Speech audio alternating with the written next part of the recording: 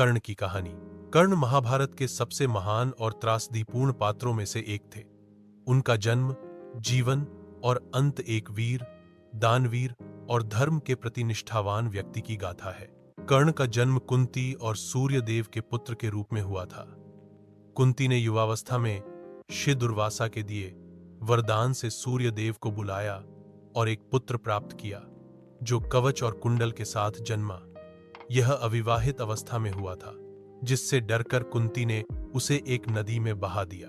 कर्ण को एक सूत रथ चलाने वाला परिवार ने अपनाया अधिरथ और राधा ने उसका पालन पोषण किया, इसलिए उसे सूतपुत्र कहा गया। शिक्षा और युद्ध कला। कर्ण ने शिक्षा प्राप्त करने के लिए परशुराम से शस्त्र विद्या सीखी। परशुराम क्षत्रियों से घृणा करते थे, इसीलिए कर्ण ने अपनी जाति छुपाकर उनसे शिक्षा ली।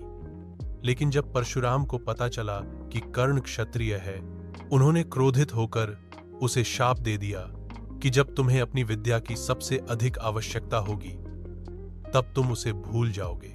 कर्ण की दानशीलता।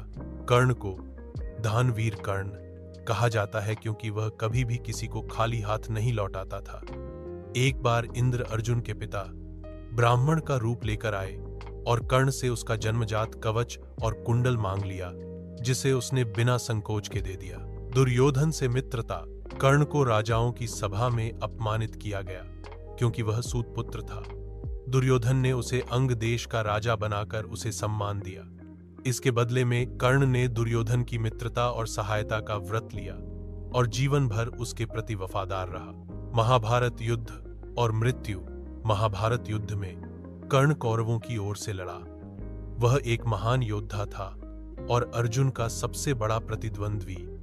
युद्ध में एक समय ऐसा आया जब उसका रथ कीचड़ में धंस गया और शापवश वह ब्रह्मास्त्र चलाने की विद्या भूल गया। उसी समय अर्जुन ने श्री कृष्ण के कहने पर उसे मारा। युद्ध से पहले कुंती ने कर्ण को अपना पुत्र होने का सत्य बताया, लेकिन कर्ण ने पांडवों के विरुद्ध युद्ध न करने की शर्त पर दुर्योधन के प्रति अपनी निष्ठा निभाने का वचन दिया। निष्कर्ष।